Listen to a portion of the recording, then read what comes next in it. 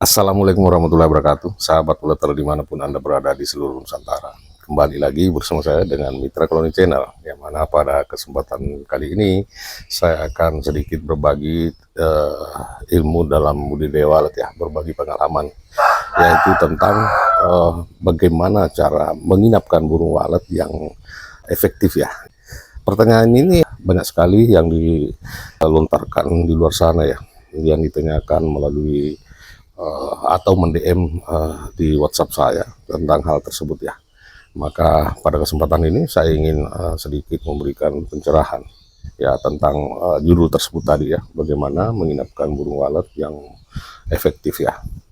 Baik sobat Uleter, untuk teman-teman tentu saja masih ada ya yang baru menemukan channel ini, silahkan subscribe dulu, nyalakan tanda loncengnya ya, agar di setiap video saya yang saya upload akan memberikan notifikasi pada beranda YouTube teman-teman. Oke, terima kasih sudah mengklik video ini.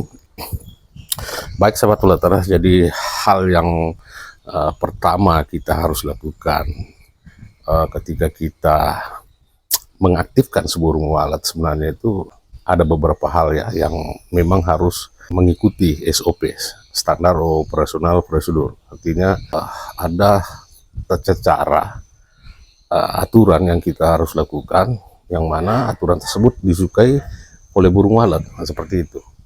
Terutama untuk RBW yang baru saja mau diaktifkan ya. Dan ini saya khususkan buat pemula ya, karena pemula itu kadang-kadang bingung kapan kita waktunya untuk memulai atau mengaktifkan sebuah RBW, kapan apakah kita harus menunggu musim menakan atau gimana ya sobat Uleter. Baik, jadi yang pertama kita harus persiapkan ketika kita mau RBW kita cepat dimasuki burung walet, yang pertama adalah harus RBW itu harus dalam kondisi standar ya. Standar itu ya seperti yang saya sebutkan tadi ya, terkait dengan tata ruangnya, temperaturnya, pencahayaannya, tata audionya ya, pemasangan twitternya, tata letak daripada aksesnya juga sangat penting. Kondisi eksternalnya, kondisi internal pada RBW itu harus diperhatikan. Kondisi eksternal yaitu jangan sampai di sekitar RBW kita itu banyak sekali pohon-pohonan atau bangunan yang bisa menghambat manuver burung walet untuk masuk ke dalam RBW ya. Terus apalagi ya, tentu dengan potensi populasi yang ada di tempat RBW kita, membangun sebuah RBW itu harus diperhatikan. Terus kondisi internalnya ya, bagian dalam RBW itu yaitu tentang pencahayaannya tadi, tata ruangnya, tata suaranya, apalagi ya tadi kebersihan ya, kebersihan burung walet itu juga sangat penting, terutama kebersihan sirip lantai seperti itu. Jadi hal itu sangat penting untuk dilakukan ya, apalagi teman-teman yang baru mau mengaktifkan RBW-nya, ini sangat penting ya.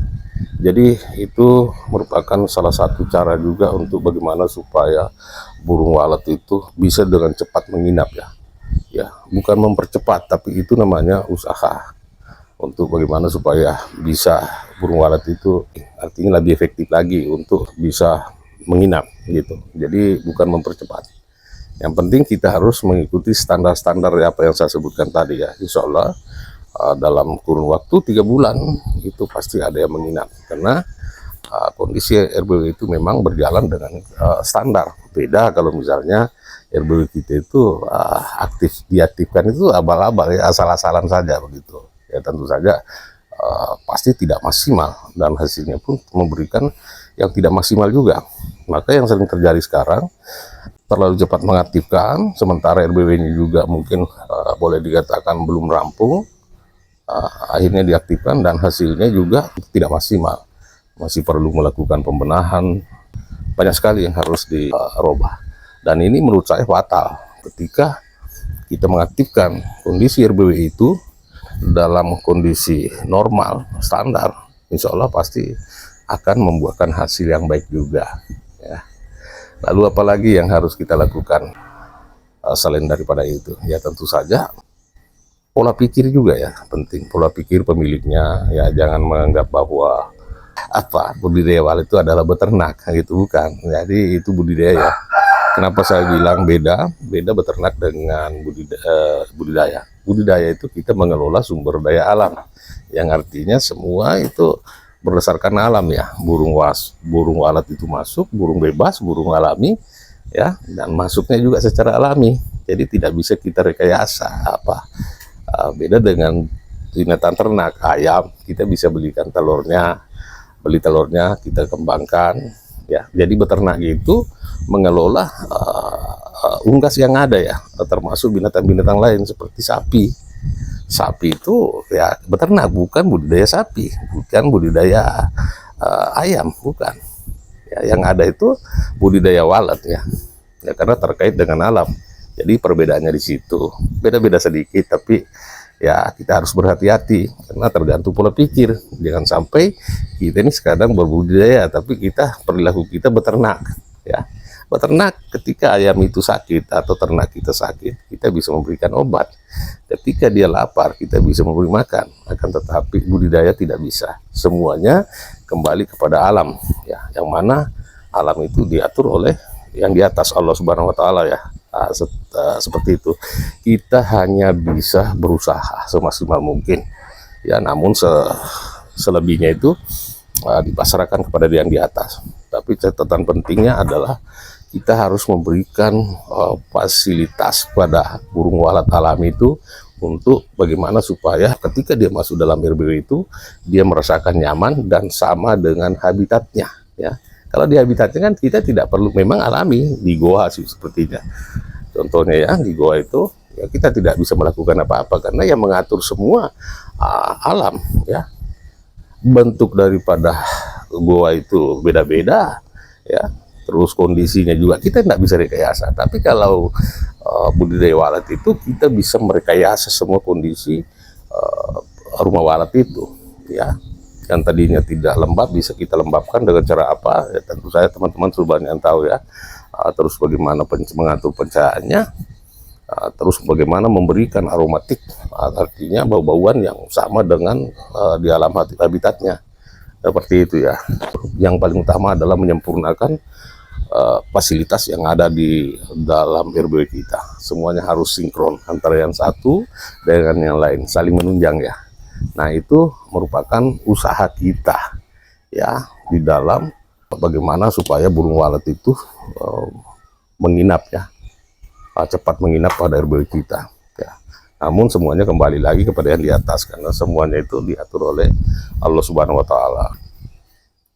Seperti itu ya.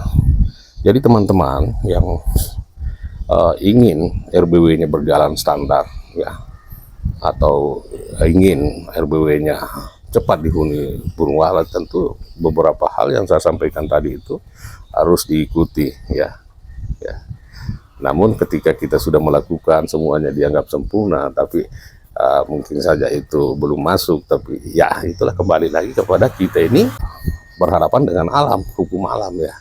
Ya tidak beda dengan beternak, ketika perkembangannya lambat kita bisa banyak macam ya, memberikan vitamin kepada ternak itu, memberikan pakan yang cukup. Tapi juga dalam budidaya walet tak seorang pun yang bisa memberikan makan kepada burung walet itu, atau tak seorang pun yang bisa menggiring ya burung walet, satu ekor burung walet masuk ke dalam RBW. Semuanya berproses secara alami.